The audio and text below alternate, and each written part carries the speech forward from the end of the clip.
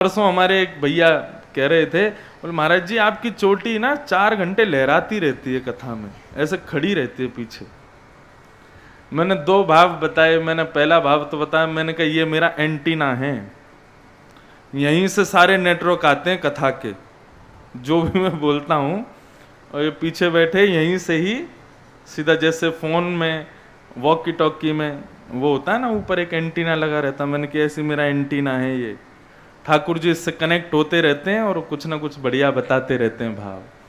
दूसरा भाव मैंने बताया, मैंने कहा मैं तो आ जाता हूँ कथा करने, मेरे लाल जी क्या करते हैं, कभी कभी निराकार रूप धारण करके पीछे वाली तकिया पे आके बैठ जाते हैं, दोनों तरफ पैर लटकाते हैं, चोटी से खेलते रहते हैं पीछे। तो मैंने कहा इसलिए उसको उड़ने ही दिया करो। आज उड़ तो नहीं रही है वैसे, आज लाला थक गए हैं, आज क्योंकि बलदेव छठ है ना, आज बलराम जी का जन्मदिन है, इसलिए लाला उनके साथ सेलिब्रेशन में हैं, इसलिए चोटी उड़ नहीं रही है आज। तो बंधुओं भाव की बात है, सब भाव में विद्यमान है। मैं लोगों के घरों में ठाकुर जी के दर्शन करने जाता हूं तो कई बार गर्मियों के दिनों में देखता हूं कि ठाकुर जी के कमरे में भयंकर गर्मी हो रही है, एक छोटा सा पंखा लगा रखा है, बिजली के बिल के मारे वो भी बंद कर रखा है। हम कहेंगे भैया ये पंखा ही चला दो, एसी की तुम्हारी हिम्मत नहीं लगाने की तो पंखा ही चला दो। महाराज जी वैसे ठाकुर जी को क्या जरूरत है, ये सब प्रकृति उन्होंने बनाई है, संसार उन्होंने बनाया है, सब कुछ उन्होंने बनाया। मैंने कहा कभी भगवान ने ये चीज तुम्हारे लिए सोच ली तो इंसान को मेरी क्या जरूरत है, अपने कर्म से करे सब पाले जो इसको चाहता है। मैंने कहा कभी भगवान ने ये चीज सोच ली ना तो बहुत आफत में पड़ जाओगे तुम। सर्दियों में कभी कभी हम जाते हैं किसी के घर पर, देखते हैं सुबह सुबह ठंडे पानी से ही ठाकुर जी को नहला रहे हैं। अरे भैया काय को, ठाकुर जी को ठंड नहीं लग रही होगी? बोले इनको कहां ठंड लगती होगी, इनके लिए ऐसा क्यों भाव? एक एक वस्तु का भाव रखना पड़ता है ठाकुर जी के लिए, तब ही वो कहना नहीं चाहिए मुझे। पाषाण कहने वाला व्यक्ति वो तो अपवित्र है ही, उसको देख के हम भी पवित्र हुए। मूर्ति पाषाण इस प्रकार कभी भगवान को कभी बोलना नहीं चाहिए। ठाकुर जी, लाल जी, कन्हैया जी, इसी भाव इसी संबोधन से कहो। कभी ऐसा हो कि ठाकुर जी के नेत्र निकल गए हो या कोई ऐसा कुछ भाव, तो ये नहीं कहना ठाकुर जी की मूर्ति हमारी ऐसी हो गई है ऐसी। जैसे अपने बालक के बारे में बताते हो ना, ठाकुर हमारे लाला के यहाँ चोट लग गई है, हमारे लाला के ऐसे, इस प्रकार की भाषा का प्रयोग करो। आप जब तक मूर्ति मानते रहोगे वो मूर्ति ही रहेंगे। एक भक्त था, बेचारा बहुत दीनहीन सा था, गोपाल जी की सेवा करता था। लेकिन उसके एक मित्र ने कहा भाई एक बात बता, तू किसकी पूजा करता है? बोले मैं गोपाल जी की पूजा करता हूं। बोले इतने वर्षों से पूजा करता आ रहा है, तेरे घर में कोई समृद्धि क्यों नहीं होती, तेरे घर में कोई बढ़ोतरी क्यों नहीं हो रही है?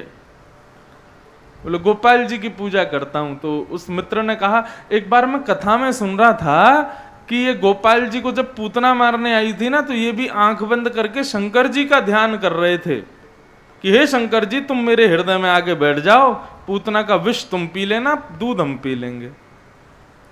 तो इसका मतलब ये गोपाल जी भी शंकर जी से हेल्प मांगते हैं, तो इनसे भी बड़े शंकर जी हैं, तो इनकी पूजा छोड़, शंकर जी की पूजा शुरू कर। उसने कहा ठीक है भाई, कल से शंकर जी की करूंगा। शंकर जी को ले आए, ला करके पूजा, गोपाल जी उठा के दूर रख दिए एक टेबल पे। बोले अब बहुत हो गई पूजा तुम्हारी, यहां बैठो। शंकर जी लेके आया, बढ़िया अगरबत्ती जलाई, दिया जलाया, त्रिपुंड लगा करके ओम नमः शिवाय का जाप करने लगा। जैसे ही उसने नेत्र खोल करके देखा तो अगरबत्ती का जो धुआं था वो उड़ करके वहां जा रहा था जहां गोपाल जी बैठे थे। तो उसके मन में भाव आया कितने चतुर हैं ये, इतने सालों से सेवा कर रहा हूं, कभी मेरी सेवा स्वीकार नहीं की, और अब इनको चिढ़ हो रही है कि मैं शंकर जी की सेवा क्यों कर रहा हूं, अगरबत्ती का पूरी सुगंधी खुद ले रहे हैं। उठ करके गया, जाकर के उसने गोपाल जी को उठा के अलमारी में बंद करना चाहा, इतने में ही गोपाल जी प्रकट हो गए और प्रकट होकर उसका हाथ पकड़ लिया। बोले क्या करते हो? बोले क्या करते हो ये तो मैं बाद में बताऊंगा, लेकिन आज मुझे एक बात पता चल गई बोले क्या? आपकी पूजा नहीं करनी चाहिए, आपको घर में लाके बस बैठा के रखना चाहिए, आपके सामने दूसरे देवताओं की पूजा करो तभी आप प्रकट होते हो। इतने सालों से आपकी सेवा कर रहा हूं, कभी प्रकट नहीं हुए, आज प्रकट क्यों हुए?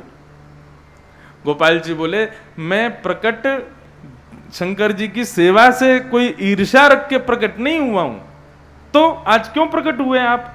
बोले मैं तो इसलिए प्रकट हुआ क्योंकि आज पहली बार तूने ये माना कि मेरी भी नाक है, मैं भी सुगंधी लेता हूं, इसलिए प्रकट हुआ हूं। तू अभी तक मूर्ति ही समझता था मुझको, लेकिन आज तेरे मन में भी भाव आया कि हाँ मुझे भी चिढ़ होती है, मेरी भी नाक है, मैं भी सुगंधी लेता हूं, मैं भी चैतन्य हूं। ये बात तूने स्वीकार की, इसलिए मैं प्रकट हो गया। स्वीकार करो बंधुओं कि वे भी चैतन्य हैं। केवल इतना स्वीकार करने मात्र से आपको अनुभव हो जाएगा ठाकुर जी का। और एक बात कह दूं मैं, कृष्ण अनुभव के विषय हैं, देखने के विषय नहीं है। ये भगवत तत्व जो है ना, ये केवल जैसे हवा अनुभव होती है ना, दिखाई नहीं देती, ऐसे ही कृष्ण अनुभव होंगे। हाँ मेरा हाथ छुआ है, मेरे पास बैठे हैं, मुझसे कुछ कहा है, मुझे कोई संकेत किया है, ये अनुभूतियां केवल यही होंगी। मुझे खूब होती है हमारे लाल जी की। रात्रि में जल झारी होती है ना ठाकुर जी की, उसको झारी बोलते हैं। मतलब रात्रि में जिससे ठाकुर जी लुटिया में जल पी में, जरूर रखनी चाहिए ठाकुर जी के पास। तो एक बार रात्रि में ठाकुर जी की जल झारी बदली जाती है, सुबह बदली जाती है, फिर दोपहर में राजभोग में बदली जाती है, शाम को उत्थापन में बदली जाती है, रात्रि मतलब जल बदला जाता है उसका। रात्रि में एक बार में जल झारी भरना भूल गया, सुला दिए ठाकुर जी, जल नहीं रखा। अब ठाकुर जी को अनुभव कराना है, प्यास लग रही है रात में, कैसे करवा मैं? तो बार बार मेरी नींद खुले और मेरा गला सूखे, मुझे प्यास लगे, मैं पानी पी लिया, पानी पी के फिर सो गया। थोड़ी देर बाद फिर नींद खुली, फिर लघु शंका लगे, वॉशरूम गया, फिर वापस आया, फिर प्यास लगी, फिर पानी पिया, फिर सो गया, फिर उठा, फिर वॉशरूम गया, फिर आया, फिर पानी पिया, फिर सो गया। उस रात में सो नहीं पाया और मैं रात भर ये सोचूं आज खाया क्या मैंने जो मुझे इतनी प्यास लगी। जब सुबह ठाकुर जी की सेवा में पहुंचे और सबसे पहले जल झारी बदली जाती है, जैसे ही मैंने उठाई तो खाली थी। अरे मैंने कहा प्यास लगी रात को इनको, तो इनने सोची बेटा तेरे मुझे तो प्यासा रखा, तू अब सो के दिखा। रात भर मुझे भी उन्होंने परेशान किया। तो इस प्रकार अनुभूतियां कराते हैं ठाकुर जी, लेकिन किसको कराते हैं? जो उनके प्रति भाव रखे। तो निराकार और साकार यही है, निराकार सब जगह है, वो साकार हो जाएगा यदि तुम भाव प्रकट कर दोगे। तो नंद बाबा के यहां भैया लाला भयो है, 80 साल की आयु में सुत ऐसो जायो है। यशोदा मैया तो मैया लाला को जैसे ही देखो है यशोदा मैया ने, यशोदा मैया लाला को पलना में सुला करके सीधे अपने कक्ष की तिजोरियां खोल करके ये देख रही है कि इन सब तिजोरियों में मैंने 90-80 वर्षों में इतने अच्छे अच्छे आभूषण रखे, लेकिन इन आभूषणों की भी कांति मेरे लाला के सामने आज फीकी लग रही है। इतना प्यारो लाला भयो है। ब्रज में के कैसो लाला भयो? बोले नील मणि जैसो लाला भयो है। लाला को रंग कैसो सांवरो है, हल्को सो नीलो है, लेकिन दूर से देखने में ऐसा लगे मानो कोई मणि हो। ब्रजवासियों की ऐसी स्थिति हो गई कि वे आ रहे हैं बधाई देने के लिए, लेकिन नंद बाबा अटारी से जब लुटाते हैं तो ब्रजवासी लूटने की भावना से आए हैं। मन में सोच के आए 80 साल बाद लाला भयो, आज तो ये मांगेंगे नंद बाबा से, आज तो यशोदा मैया से ये मांग के लाएंगे। लेकिन जैसे ही समस्त ब्रजवासी जाकर के पलना में सो रहे ठाकुर जी को देखते हैं, उनकी परिस्थिति मनस्थिति बदल जाती है। नंद बाबा जो लुटाते हैं उसको झोली में लूट तो लेते हैं, लेकिन लूट करके वे सब भी आगे लुटा देते हैं। इतना आनंद उमड़ रहा है। आपकी तरह नहीं कि कल यहां से लुटाई जा रही तो एक दूसरे से छीन और रहे थे, ऐसा नहीं। ब्रज की स्थिति ऐसी हो गई है कि यहां महाराज लोगों की जेबें भर गईं, लोगों के घर भर गए, लोगों के घर की तिजोरियां भर गईं लूटते लूटते, लेकिन नंद बाबा थक नहीं रहे। स्थिति यहां आ गई कि अब तो जो लूट रहे हैं वो लूट करके और आगे लुटा रहे हैं। बंधुओं, लूटने की भावना सबके भीतर आ सकती है, लेकिन लुटाने के उसी के अंदर आ सकती जिसके हृदय में आनंद उमड़ा हो। घर में जब ब्याह शादी होती है तो भी बेटा वाले या बेटी वाले जो भी, वो तब भी कोशिश करते हैं हाथ थोड़ा बचा के रखें, थोड़ा कम खर्च हो, थोड़ा ऐसा रखते हैं। लेकिन कई बार आप देखना घर के बुजुर्ग, उनको कुछ हो जाता है, वो इतने आनंद निमग्न हो जाते हैं, कहो तो 500 की नोट ही लुटा दें, कहो तो जेब में जो आ जाए उसी को लुटा दें, इतने प्रसन्न हो जाते हैं। गले में सालों से पहन रहे जो गोल्ड की चेन या कुछ होती है उतार के किसी को पहना देते हैं। ये कब स्थिति आती है? जब हृदय में आनंद प्रकट होता है। ऐसा उत्सव महाराज 1 2 दिन 3 दिन 4 दिन तक चला हो ब्रजमंडल में, ऐसा नहीं, 6 महीने तक नंदोत्सव वृंदावन में चलता रहा। और कहीं कहीं तो ऐसा लिखा है कि 1 साल तक ठाकुर जी के उत्सव चलते रहे। 1 वर्ष बाद जब नाथद्वारा में श्रीनाथ जी के मंदिर में छठी जो पूजी जाती है, वो जन्माष्टमी से पहले पूजते हैं। छठी ठाकुर जी की छठी पूजती है 6वें दिन।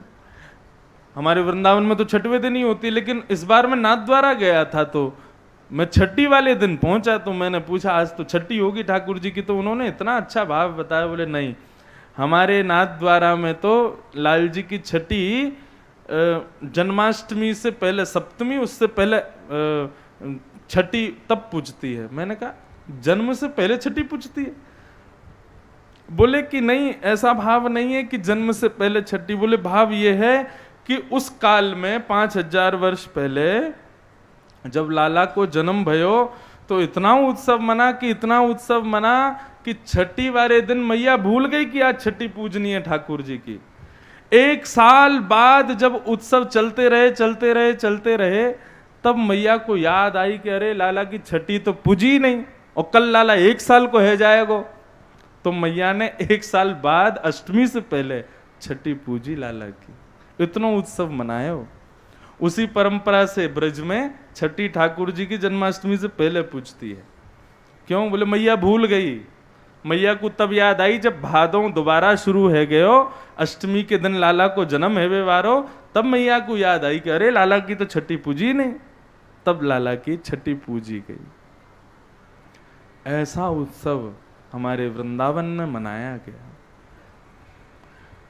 सब लोग आ करके लाला को बधाई दे रहे हैं, शुभकामना दे रहे हैं। महाराज श्रीमद् भागवत में ऐसे ऐसे वर्णन हैं कि ढोल बज रहे हैं, नगाड़े बज रहे हैं, करताल बज रहे हैं, तबला बज रहे हैं, मृदंग बज रही हैं। अब बोले इनकी भी एक अवधि होती है, इतनी देर ही बज सकते हैं, उसके बाद में ये भी सब ढीले पड़ने लग जाते हैं। लेकिन उत्सव इतना मन रहा था कि बजाते बजाते तबला ढोलक आदि सब फट गए, अब बजाने को कुछ बचा नहीं। तो महाराज एक दूसरे की कमर बजाने लगे, कोई एक दूसरे का सिर बजा रहे हैं, कोई ताली बजा रहे हैं, कोई किसी को एक दूसरे के साथ ही आनंद कर रहे हैं। सब इतना उत्सव मन रहा है वृंदावन में, ब्रजमंडल में। अवाद्यंत विचित्राणी वादित्राणी महोत्सवे। अवाद्यंत विचित्राणी, बोले विचित्र प्रकार के वाद्य बजा रहे हैं, विचित्र प्रकार की आवाजें निकाल रहे हैं, और ऐसे विविध विविध ध्वनियां निकाल करके उत्सव मना रहे हैं ब्रजवासी जन। सबको ये लग रहे हो है कि नंद बाबा के नहीं, हमारे लाला भयो है, इतना आनंद मन रहे हो है। इस प्रकार लाल जी का उत्सव मन रहा था। लेकिन यहां बीच में कंस ने राक्षसों की मीटिंग बुला ली। बोले कि अष्टमी की रात्रि को पहला अचंबा तो ये हुआ कि लाला होना था, लेकिन देवकी के यहां लाली हुई, और वो लाली कोई और नहीं, अष्टभुजी देवी भद्रकाली थी। उसने मुझे बताया कि मेरे शत्रु ने तो जन्म ले लिया ब्रजमंडल में, मैंने पूछा कहाँ लिया तो ये नहीं बताया। अब तुम सबको सहायता करके खोजना है कि मेरे शत्रु कृष्ण कहाँ हैं। पूतना ने हाथ उठाया, बोले ये काम मुझको दीजिए महाराज, मैं जाती हूं, मैं खोज के लाती हूं। कंस बोला कैसे जाओगी, इतना भयंकर विकराल विशाल तुम्हारा स्वरूप है, देख के आदमी भाग जाते हैं, तुमको कौन जाने देगा घरों में, नगरों में, गलियों में। बोले हम राक्षस हैं, मंत्र शक्ति से रूप बदलना जानते हैं, मैं अभी बदल लूंगी। बदल लो, देखिए अन्यथा मत लीजिएगा, मेरी बात का बुरा मत मानिएगा। जो जैसा है वैसा ना रह करके और सामने वाले के हृदय में अपना प्रभाव छोड़ने के लिए अपने रूप को बदल देता है, अपने आप को बदल देता है, और राक्षस के समान है तो मन में कपट है, तो मन में छल है, तो सामने वाले के प्रति बहुत ईर्ष्या, लेकिन दिखाएंगे ऐसे कि हाँ अरे हम तो आपके बहुत हितैषी हैं, अरे भैया तुम्हारा बहुत बढ़िया हो, मंगल हो, सब बच्चे आगे बढ़े, सब अच्छा हो, मैं तो यही चाहता हूँ, मेरी तो भावना यही, आप ऐसे रहो वैसे रहो, लेकिन मन से चाह रहे हैं कि तू आगे चल, नीचे ठोकर लगे, तेरा पाम टूट जाए। यही राक्षसत्व है। पूतना यही तो कर रही है तो राक्षसी, लेकिन सुंदरी बनकर के ठाकुर जी के सन्मुख जा रही है। पूतना ने अपने पयोधर में विष लगा लिया और 10 दिन के भीतर जितने बालकों ने जन्म लिया है ब्रजमंडल में, सबकी लिस्ट निकलवाई और एक एक घर के सबके घर में जाती है बधाई देने के लिए, और जाकर के उन बालकों को अपने हृदय से लगा के जैसे ही पयोधर का पान कराती है, विष मुंह में जाते ही बालक नीला पड़ जाता है, मर जाता है, और पूतना वहां से चली जाती है। ऐसे ही सबको मारते हुए जब वृंदावन पहुंची तो बंधुओं यहां पर पूतना के रूप का वर्णन किया गया। कितनी सुंदर बन के आई थी पूतना।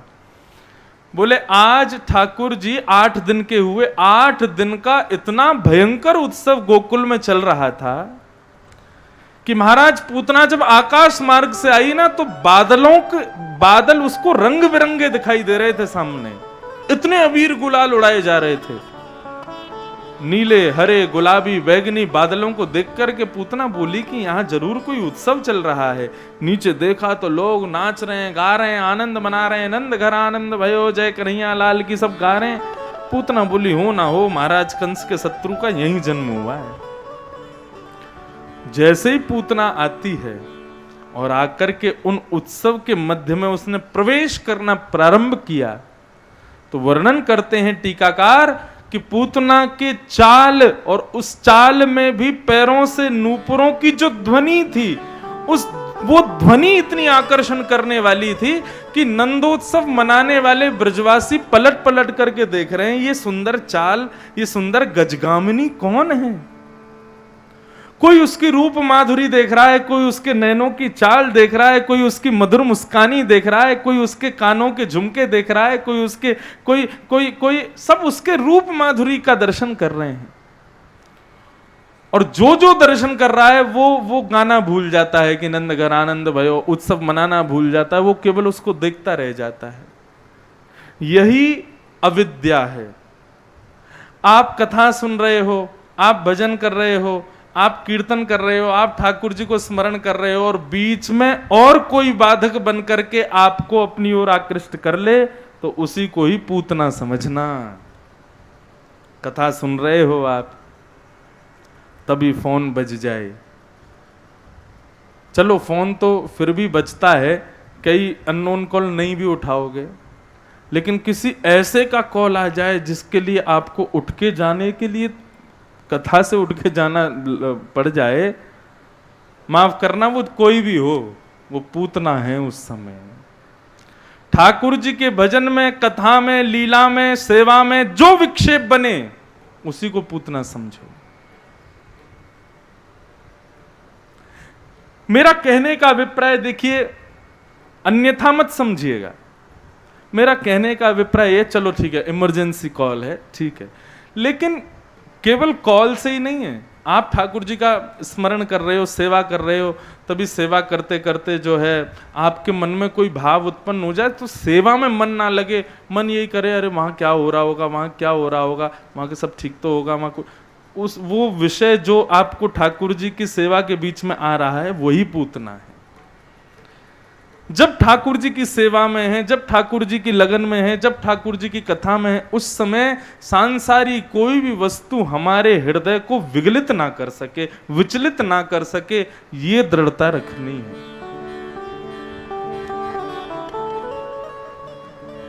पूतना ने सबका मन हर लिया, पूतना ने उत्सव में विक्षेप डाला, सब ठाकुर जी को भज रहे थे, लेकिन पूतना के आते ही सब उसको देखने लग गए।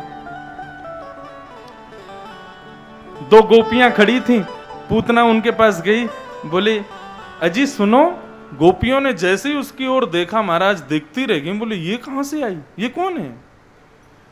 एक गोपी तो दूर से देख करके बोले कि मुझे तो लगता है ये नंद बाबा को जो लाला है का ये नारायण है, वाकू देख के ऐसा लगे नारायण है का, और आज तो मैं कंफर्म है गई कि वो नारायण ही है। क्यों? देख वाको दर्शन करवे के काज साक्षात लक्ष्मी उतर के आई है, इतनी सुंदर पूतना। पूतना ने पूछा अजी ये नंद भवन कहाँ है? गोपियां कुछ उत्तर नहीं देती। पूतना ने कहा मैं आपसे पूछ रही हूं नंद भवन कहाँ है। गोपियों को होश आया, सब उसके रूप को ही देखने में व्यस्त हो गई थी। बोले अच्छा नंद भवन जाना है? नंद भवन यहाँ आगे से सीधे हाथ पे मुड़ जाना, वही नंद भवन है। सबको मोहित करती हुई गई, और जैसे ही पूतना ने नंद भवन में प्रवेश किया, अंदर कक्ष में लाला को गोदी में लेकर के बैठी यशोदा मैया। जैसे ही कक्ष में प्रवेश किया, पूतना ने गोदी में लेके बैठी यशोदा मैया लाला की रूप माधुरी को देख रही है, लेकिन जैसे ही पूतना आई, पूतना की रूप माधुरी को देख करके यशोदा मैया बोली ए विधाता, तैने या तो मेरो लाला कछु साल पहले भेज दियो हो तो, या फिर ये परम सुंदरी कछु साल बाद जन्म ले लेती तो अपने लाला को यही से ब्याह कराती। कितनी सुंदर है। ए विधाता कृपा करियो, ये जो अभी अभी आई है ना लाला के पास में, या की भी एक छोरी होवे, और यदि या की छोरी भई तो मैं तो अपने लाला को यही से। इतनी सुंदर। ठाकुर जी बोले ले कर लो बात, हमारी मैया भी मोहित है गई। यशोदा मैया को जाके मैंने प्रणाम करी। मैया बोली अरे बहन कहाँ से आई हो? बोली कि मैं मिश्रानी हूँ, मिश्रा जी तो दर्शन करके चले गए, मैंने सोची मैं भी बधाई दे के आऊं, कभी घर से निकलूं ना आऊं बाहर। यशोदा बोली हाँ मैंने कभी देखो नहीं आपको। बोले मैं पास के गांव से आई हूँ, आपके लाला के सुध जान के वाकू आशीर्वाद देवे आई हूँ। यशोदा बोली अरे तुम्हारो ही लाला है भैया, लो गोद में लो। पूतना ने जैसे ही गोद में लिया, ठाकुर जी छोटे से 8 दिन के हैं बस, धीरे धीरे धीरे धीरे ठाकुर जी ने अपनी आंखों पर हाथ रख लिया। क्यों? पूरा विश्व जिस सौंदर्य पर, जिस चाल पर, जिस ढाल पर, जिन नैनों की मटकाहट पर मोहित हो रहा था, उस पर विधाता मोहित नहीं हुआ। कहने का अभिप्राय, एक दिन मैंने एक पद गाया था कथा में, सतकुल जन्म शुभ लक्षण इन बातन न रिझइए, प्रियतम प्रीत ही सो पइए। भले ही तुम कितनी भी सुंदर हो, कितने भी अच्छे कुल खानदान में जन्मे हो, कितने भी विद्वान हो, इससे ठाकुर जी रीझ नहीं सकते। ठाकुर जी तो केवल प्रीत से रीझते, प्रेम से रीझते हैं। पूतना परम सुंदरी बन के आई, लेकिन ठाकुर जी ने नहीं देखा उसको, आंखों पे हाथ रख लिए। इतने में ही कुछ गोपियां आ गईं, यशोदा मैया को व्यस्ततम कार्य में लेकर के चली गईं। पूतना ने अच्छा समय जान करके ठाकुर जी की ओर देखा, ठाकुर जी आंख पे हाथ रख के बैठे हैं। इसके पीछे एक और भाव, ध्यान से सुनना। ठाकुर जी ने आंख बंद क्यों की? आप कहोगे राक्षसी आई है इसलिए। अरे तो रावण भी आया था, ताड़का भी आई थी, कंस भी आने वाला है, अभी अघासुर, बकासुर, धेनुकासुर, केसी, अरिष्टासुर, इतने सारे असुर आएंगे, भगवान सबको देखेंगे। पूतना में ही क्या कमी है कि उसको नहीं देख रहे ठाकुर जी? पूतना की सबसे बड़ी कमी यह है कि पूतना जैसी है वैसी बन के नहीं आई ठाकुर जी के सामने, रूप बदल करके आई है। सावधान रहना बंधुओं, आप जगन्नाथ जी का दर्शन करने जाओ, हजारों लोग जगन्नाथ जी को देखते हैं, वो बड़ी बात नहीं है। लोग कहते हैं अरे जगन्नाथ जी की रथ यात्रा में 2.5-3 लाख लोगों की भीड़, कभी कभी 5 लाख लोग खड़े थे महाराज सामने, ठाकुर जी का रथ खींच रहे थे। वो बड़ी बात नहीं है कि 5 लाख, 2 लाख, 8 लाख लोग रथ यात्रा में थे। बात यह है कि उन 8 लाखों में जगन्नाथ जी की दृष्टि किस पर थी? उन 8 लाखों में वो कौन था जिसको जगन्नाथ जी निहार रहे थे? वो बात श्रेष्ठ है। श्रेष्ठ बात ये नहीं कि पूतना इतनी सुंदर बन के गई, श्रेष्ठ बात यह है कि लाल जी के नेत्रों के आगे लाल जी के नेत्रों ने उसको देखना स्वीकार नहीं किया। इतनी अभागी है पूतना। क्यों? क्योंकि रूप बदल करके गई है, अपने स्वभाव को बदल करके गई है, जैसी है वैसी नहीं गई है।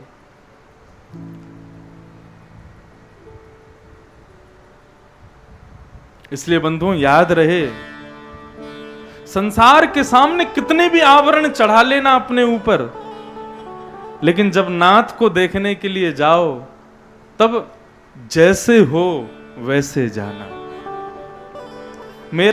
मेरा अभिप्राय आप श्रृंगार पे मत लेना कि मैं कोई श्रृंगार को दोष दे रहा हूं कि माताएं बहनें श्रृंगार ना करो। खूब श्रृंगार करो, बढ़िया बन के जाओ, सज धज के जाओ, लाल जी के सामने जा रहे हो।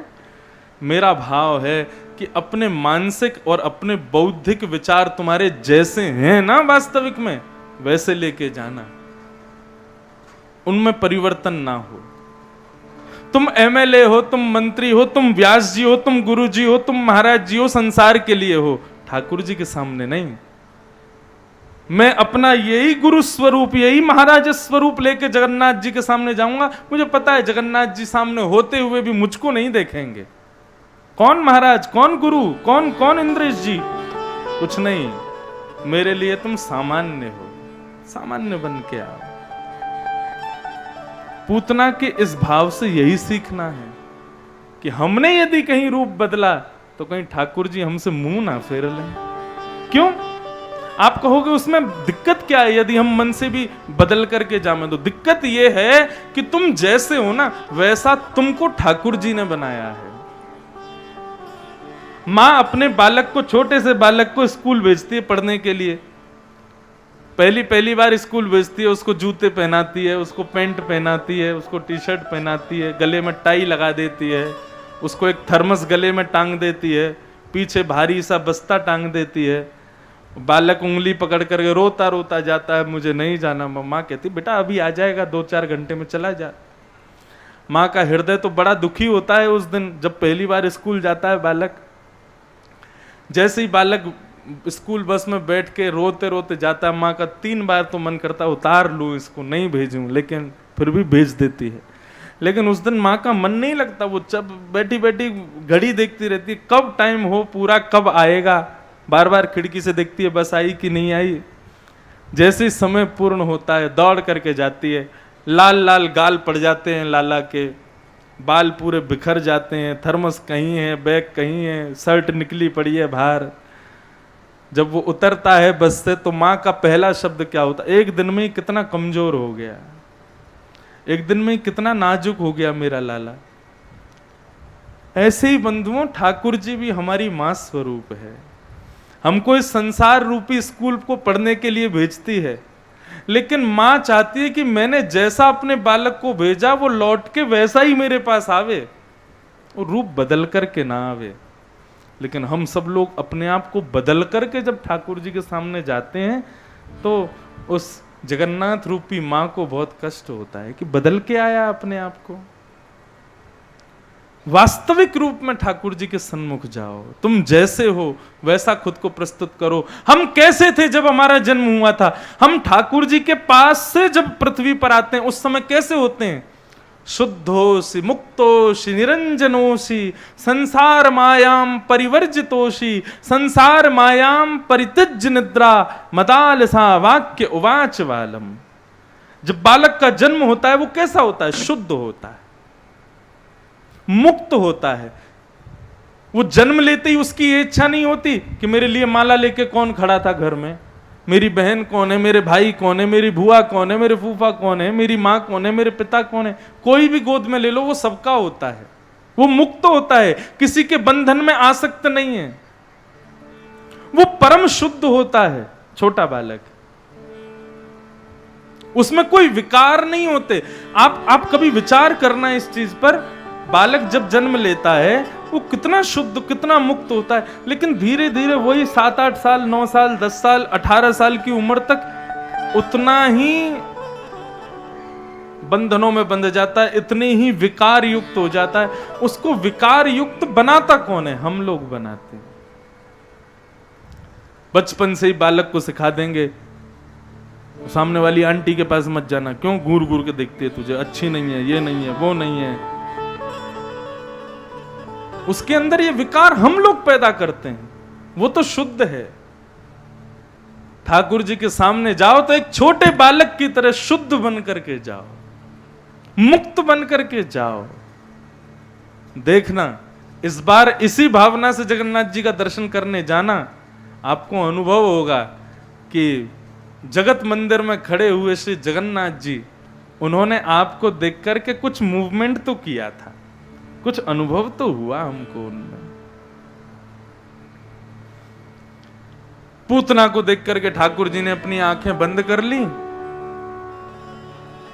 पूतना ने अपने पयोधर को ठाकुर जी के मुख में दिया। भगवान ने पहले तो उसके स्तनों में लगे विष को पिया, फिर दूध को पिया, फिर उसके रसतत्वों को पिया, उसके पुण्यों को पिया, उसके पापों को पिया, और पीते पीते पीते पीते पीते पीते 45 मिनट हो गए ठाकुर जी को। पूतना बोली मरता क्यों नहीं है, इतनी देर हो गई पीता जा रहा है। अंत में ठाकुर जी ने प्राणी समम रोष समन्वितो पिबत, उसके संपूर्ण अंग के जब प्राणों को निकालना शुरू किया तो धीरे धीरे सुंदर पांव की आकृति बिगड़ने लगी, सुंदर हाथ बिगड़ने लगे, विशाल नेत्र, बड़े बड़े दांत, और ये भयंकर स्वरूप पूतना का प्रकट हो गया। अरे लाला छोड़, अरे बालक छोड़, अरे कृष्ण छोड़। ठाकुर जी और कस के पकड़ के पीने लगे। 8 दिन का बालक कितना कोमल होता है, लेकिन यहां पर मानो जैसे कि साक्षात शिला स्वरूप हो गए ठाकुर जी। और जैसे पूतना अपने रूप में आई, कहने लगी छोड़, मुच्यताम मुच्यताम, मुच्य मुच्य, छोड़ो मुझे, छोड़ो मुझे। ठाकुर जी ने अपनी आंख खोली और अब पूतना को देखा और बोले मौसी जी, हम तो जिसको एक बार पकड़ लेते हैं ना तो फिर ठिकाना लगा के छोड़ते हैं, चाहे वो भक्त हो चाहे राक्षस। एक बार जाकू पकड़ ले फिर तो वाकू नैया पार लगा के छोड़े। पूतना बोली 7 दिन का बालक बोल रहा है, बड़ों की तरह बोल रहा है। ऐसा कह करके पूतना के प्राण निकल गए। विशाल विकराल स्वरूप धारण करके पूतना नंद भवन के पीछे ना जाने कितने खेतों को अपने नीचे चटनी बना करके, और उसका राम नाम सत्य हो गया। बोलो पूतना मर्दन भगवान की जय। जोर की आवाज हुई, सारे ब्रजवासी दौड़े, कहां भयो कहां भयो। सब दौड़ करके गए तो देखा विशाल राक्षसी नंद भवन के पीछे। सबने सबसे पहले जाकर के नंद भवन में देखा, लाला अपने पलना में नहीं है, लाला अपने कक्ष में नहीं है। उस सुंदरी को खोजो जिसकी गोद में ठाकुर जी थे, कहीं नहीं मिला। तब किसी ने अटारी पर चढ़ करके बताया, अरे बोले लाला कहीं और नहीं है, वही राक्षसी के ऊपर पड़ो भयो है।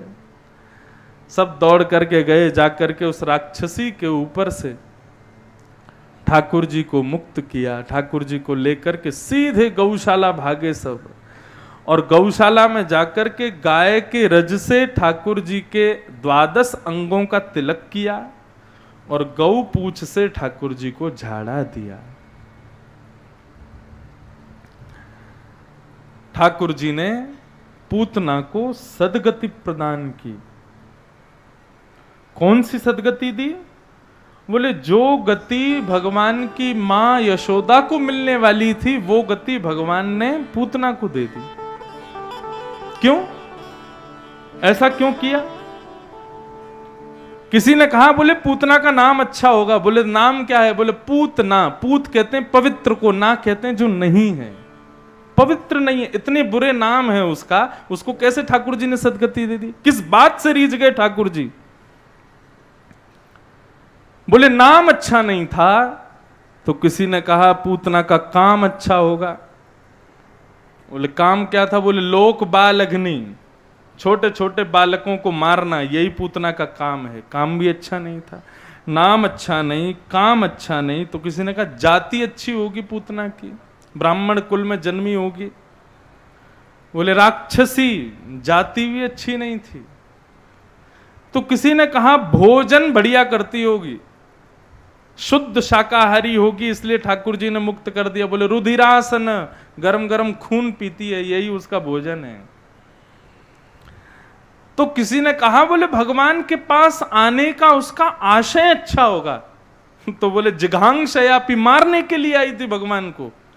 नाम अच्छा नहीं, काम अच्छा नहीं, जाति अच्छी नहीं, भोजन अच्छा नहीं, भगवान के पास आने का कारण अच्छा नहीं, और फिर भी स्तनम दत्वा सदगतिम, भगवान ने सदगति दे दी। क्यों? ठाकुर जी से पूछा आपने इसको सदगति क्यों दी? भगवान बोले मुझे उसका मारने का स्टाइल बहुत अच्छा लगा। बोले मतलब? बोले कि अरे कोई अस्त्र से मारता है, कोई शस्त्र से मारता है, लेकिन वक्षस्थल तो सबका कोमल होता है, लेकिन पूतना ने अपने वक्ष से लगा करके मुझको मारना चाहा, तो मेरे हृदय में तत्क्षण क्षण भर के लिए उसके प्रति मातृभाव उत्पन्न हो गया। ये मेरी माँ तो नहीं है, ये मेरी, मुझे इतने वात्सल्य से हृदय को पिला रही है। क्योंकि पयोधर में दुग्ध तब तक नहीं आएगा जब तक बालक के प्रति वत्सलता ना उत्पन्न हो। बोले पूतना के पयोधर में दुग्ध आया, इसका मतलब उसने मेरे प्रति थोड़ी देर के लिए सही वत्सलता तो प्रकट की, मैं उस थोड़ी देर की वत्सलता पे ही प्रसन्न हो गया और उसको सदगति प्रदान कर दी।